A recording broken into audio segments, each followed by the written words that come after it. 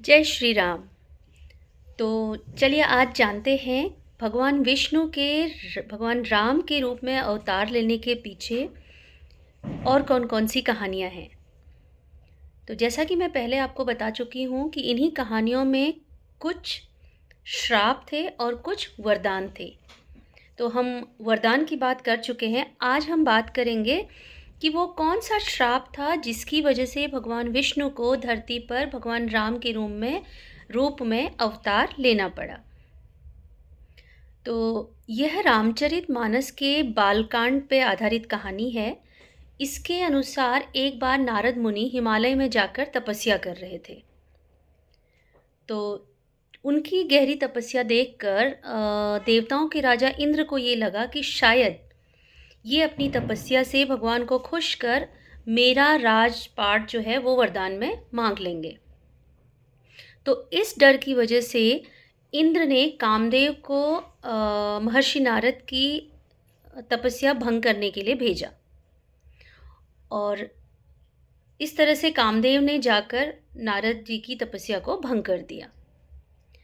जब नारद जी की तपस्या टूटी, उन्होंने आंखें खोलकर कामदेव की ओर देखा तो कामदेव को ये लगा कि नारद जी भी भगवान शिव की तरह ही मुझे भस्म कर देंगे। तो उन्होंने फौरन हाथ जोड़कर भगवान नारद जी से माफ़ी मांगी। तब कामदेव ने डर के मारे ये बात नारद जी को बता दी कि आपकी तपस्या को भंग करने की जो मैंने दुस्साहस किया है वो राजा इंद्र के कहने पर किया है और आपकी तपस्या भंग करने से मेरी कोई भी भलाई या मेरा कोई भी हित नहीं है। मैंने तो बस राजा की आज्ञा मानकर इसका पालन किया। कामदेव की बात सुनकर नारद जी मुस्कुराने लगे और उसे क्षमा कर दिया। कामदेव को जब माफ़ी मिल गई तो उसने कहा कि जब मैंने भगवान शिव की तपस्या भंग की थी तो उन्होंने माफ़ी भी नहीं दी थी और क्रोध में आकर मुझे भस्म कर दिया था। तो कामदेव ने नारद जी को बोला कि आप तो बहुत महान हैं, उनसे भी महान हैं कि आपने क्रोध को जीत लिया है, जिसे कि भगवान शिव नहीं जीत पाए थे। इतना सुनना था कि नारद जी के मन में अहंकार आ गया। नारद जी तुरंत भगवान शिव के पास गए और उन्होंने ये सारी बातें भगवान शिव को बता दी। तो भगवान शिव मुस्कुराए और उन्होंने नारद जी से बोला कि ठीक है नारद जी, आपने ये बात मुझे तो बता दी है और बट ये बात आप भगवान विष्णु को मत बताइएगा। लेकिन नारद जी कहाँ मानने वाले थे। नारद जी ने उनकी बात अनसुनी करी और वो सीधे बैकुंठ लोक पहुँचे भगवान विष्णु के पास। तो उनकी बातें सुनकर भगवान विष्णु को ये एहसास हो गया था कि नारद जी को अहंकार आ गया है और अब इनके अहंकार को मिटाना ही होगा। तो उसी दौरान उस समय धरती पर एक राजा थे जिनका नाम था शीलनिधि और उनकी बेटी विश्वमोहिनी का स्वयंवर था।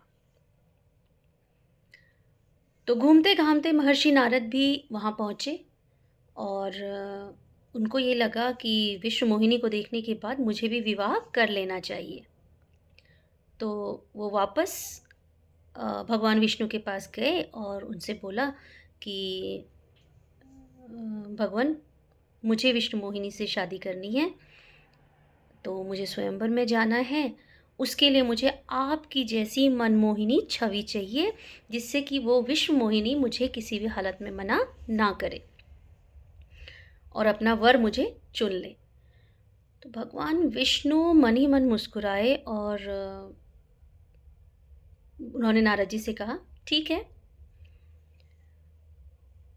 कि मैं तुम्हें सुंदर बना देता हूँ। और उन्होंने मजाक में नारद जी का जो मुंह था वो बंदर की तरह बना दिया। तो जब नारद जी विश्वमोहिनी के साथ विवाह करने के मकसद से जब स्वयंवर में पहुँचे, तो सारे लोग नारद जी को देख करके ज़ोर-ज़ोर से हँसने लगे। ये सब देख जब नारद जी को बहुत ज़्यादा इंसल्ट फ़ील हुई, तो उन्होंने विष्णु भगवान को श्राप दिया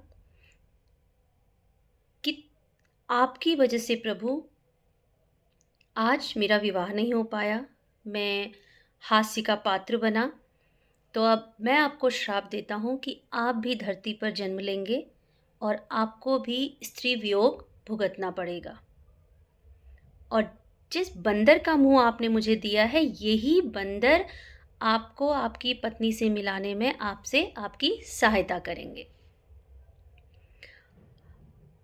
विष्णु भगवान, जो कि सब कुछ जानते हैं, उन्होंने खुशी-खुशी नारद जी का ये श्राप ग्रहण किया और इस तरह से यह नारद जी का श्राप राम अवतार का कारण बना।